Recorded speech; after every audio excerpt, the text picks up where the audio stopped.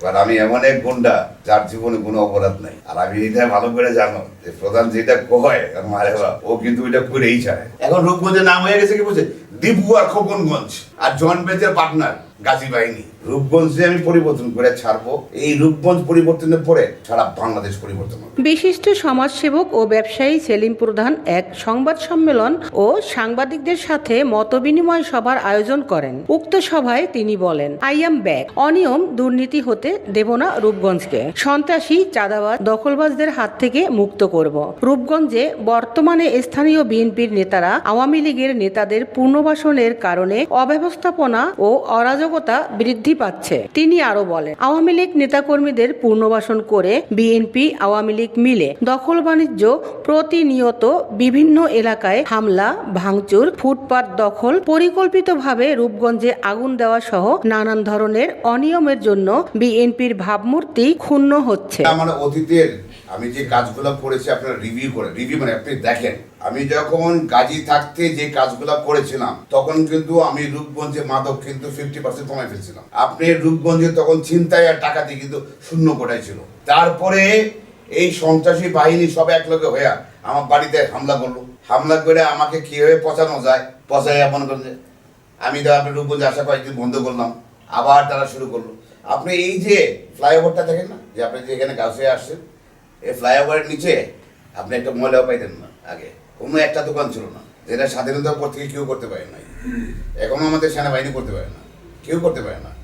But এই যে দোকানদারগুলো আপনি দেখতেছেন, দ্রব্যমূল্য বাড়তেছে না, এই দোকানদার এই যে যারা রাস্তাঘাটে দোকানে বসে আছে, এদের যেমন দোষ, আর ওই যে এলাকার পোলাপান বলে না, আমাদের এলাকার পোলাপান না, দলীয় পোলাপ, একটা দোকান দিয়ে কার থেকে 20,000 টাকা নিব, কার থেকে 15,000 টাকা, আবার ডেলি 200 টাকা 100 টাকা 300 টাকা এই টাকাগুলো উঠায়। এটা কি কয়? চাঁদাবাজি কয়? জায়গাটা কি ওরে কোনো দলটা কি বাপে লেগে দিয়েছিল? এই দল এই জায়গাটা কার? আপনার আমার না? আমরা এই দেশের মালিক যারা আমাদের না? আমাদের না? বাট 1 লাখ টাকা আগে ওরা কি লেগে কই আপনারা ভাগ দেয়, দেশে কোনো উন্নয়ন করে?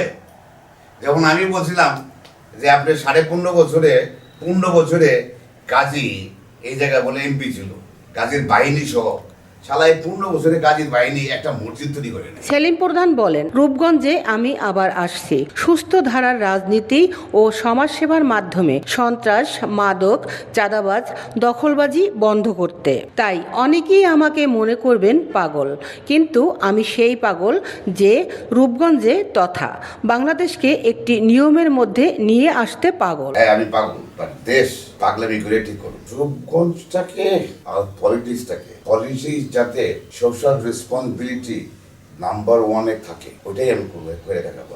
আপনি সন্ত্রাসী ছাড়া ভালো কাজ করা যায়, রাজনীতি করা যায়, সেটাই আমি দেখাবো। সংবাদ সম্মেলনে সেলিম প্রধান আরও বলেন, রূপগঞ্জ অনেক সুন্দর রূপে রূপান্তরিত ছিল, সেই রূপকে বিভিন্নভাবে নষ্ট করেছে অসাধু, দুর্নীতিবাজ, মাদক ব্যবসায়ী, সন্ত্রাসীরা। এই রূপগঞ্জ সব কিছুতেই সেরা, কিন্তু বিভিন্ন দলের সন্ত্রাসী বাহিনী এখানে সব ধরনের অনিয়ম করেন। যেমন বাংলাদেশে এই রূপগঞ্জটা আসলে কিন্তু সে রূপগঞ্জ ছিল আর কি, এখন আর রূপগঞ্জ নাই। এটা বাংলাদেশে 1 নম্বর ডার্টিগঞ্জ হয়ে গেছে। ময়লার 1 নম্বর জায়গা, সন্ত্রাসের 1 নম্বর জায়গা, বাংলাদেশে অস্ত্রের 1 নম্বর জায়গা, করাপ্টের লোকের 1 নম্বর জায়গা। আপনি কি বলবেন, তারা সবকিছুতে 1 নম্বর। সেলিম প্রধান বলেন, সব সময় জনগণের সেবা করে দেশকে সামনের দিকে এগিয়ে নিয়ে যেতে চেষ্টা করছি। আগামীতে মানুষের সেবা করব এবং এই রূপগঞ্জকে আগামীতে মডেল রূপগঞ্জ হিসেবে তৈরি করব, সেটি সারা বাংলাদেশ দেখবে। এ সময় উক্ত সভায় আরও উপস্থিত ছিলেন সেলিম প্রধানের উপদেষ্টা বিদেশি নাগরিক সিনহা ম্যাডাম। তারা যে ঘটনা এই 5ই আগস্টের পরে এই পর্যন্ত করতেছে, আপনি বুকে হাত দিয়ে বলতে পারবেন, প্রতিটা মানুষের বুকে হাত দিয়ে বলতে পারবেন, সত্যি কথা বলুন, ধ্বংস করে ফেলছে না? ধ্বংস করে ফেলছে। এই যে একটা প্রতিষ্ঠান, ভালো একটা প্রতিষ্ঠান ছিল বিএনপি, ভালো একটা দল ছিল, এই ধ্বংস করে ফেলছে না?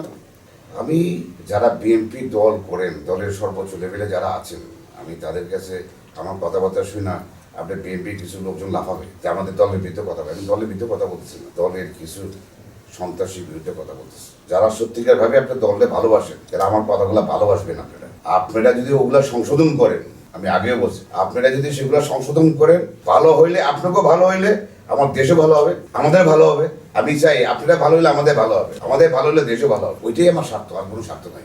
রূপগঞ্জে একটা পরিবার, বাংলাদেশ একটা পরিবার। 28 ডিসেম্বর 2024 রোজ শনিবার সাউঘাট Bhulta Rupganj Japan Bangladesh security printing প্রেসের অফিসে এই সংবাদ সম্মেলন অনুষ্ঠিত হয়। শাহিদ আক্তার পাখি, মাতৃভাষা টেলিভিশন।